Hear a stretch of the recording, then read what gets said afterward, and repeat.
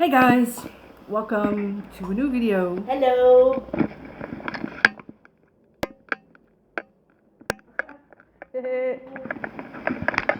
And yeah, Mr. Loki's here too. Say hi. Sag mal hallo. Ja, du Süßer. Yeah, today I wanted to touch up on a topic out of the mental health range. I noticed something. My daughter's 12 years old and she's in 6th grade.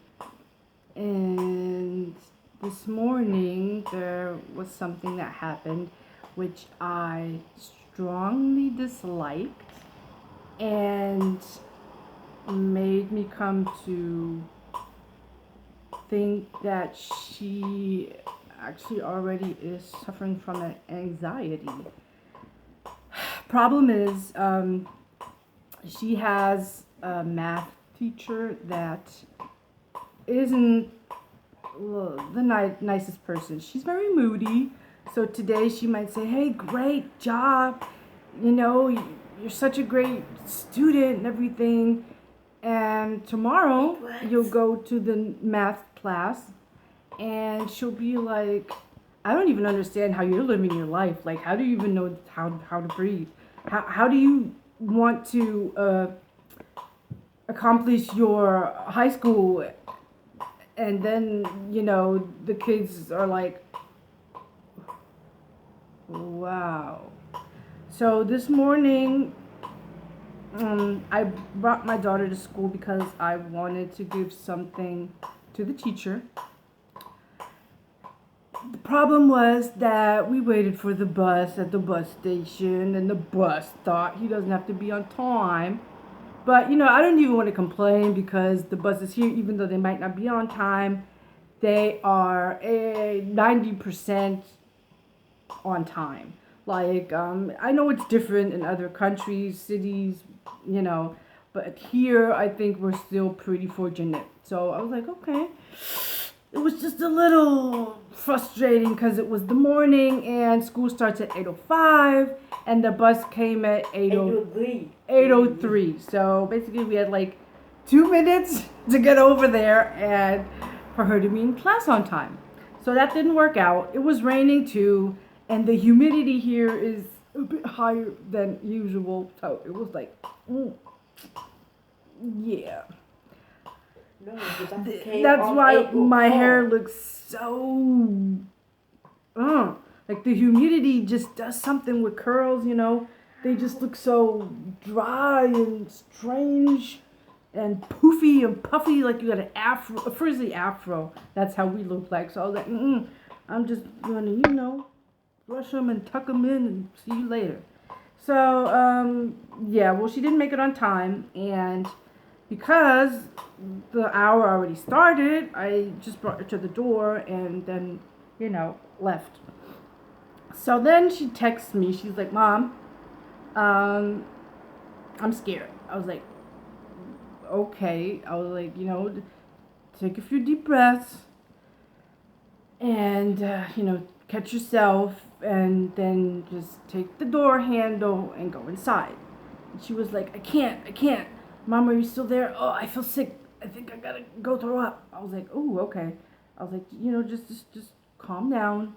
And it always got later and later. Like she was maybe in there at 8 or 8:10, let's say, latest. But she was scared to enter the room because her teacher is like, it's pretty unpredictable. She didn't know if she would enter the room, if she was gonna, you know, totally bash her, or if she would be like, you know, okay, well then sit down. And she does it in front of the whole class, so everybody hears it, sees it.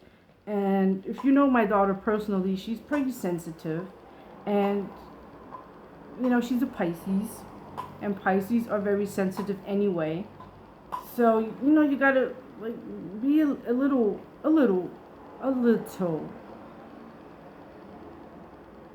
nice. Well, not even nice, but, you know, you have to be tactful. You can't just, she comes in there and you're like, ooh, what the fuck are you doing? Why are you coming 10 minutes, like 5 minutes too late? Like, what are you thinking? Who do you think you are? And now you're disturbing here in my class and blah, blah, blah. And that's basically like how the teacher is, well, without the cuss words, but that's how she like bashes the kids, because that's what I've heard a lot. Yeah, kids talk to me a lot because I don't know. I like kids. They're like just so easygoing and free spirited.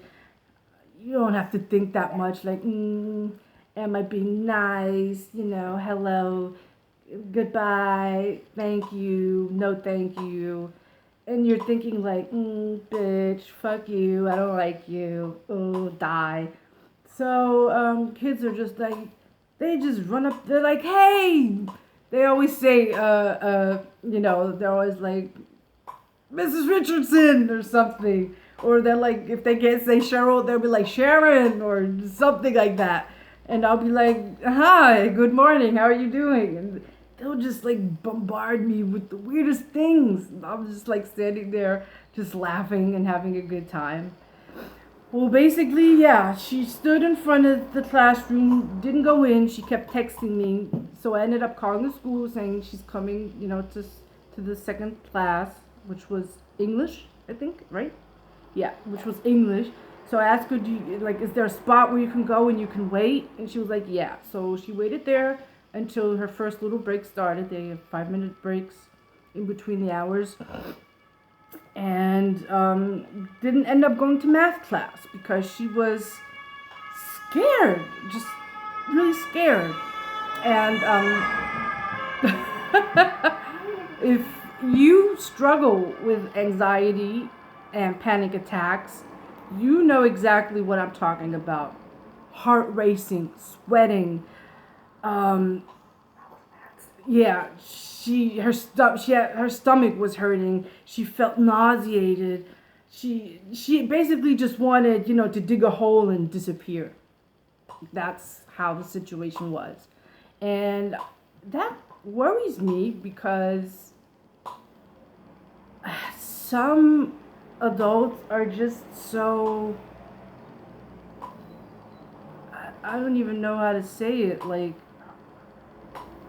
just cold, like no heart, no empathy, no nothing. And if you're working with children, I mean, you do have to be, at least tactful if you're not sensitive, and like just have some empathy. And I've just noticed that empathy's dying out. Like, it's like humanity's dying, and it's just sad. Yeah, my daughter just asked me something. Yeah, so it kind of, it affects me too because I know what she's going through.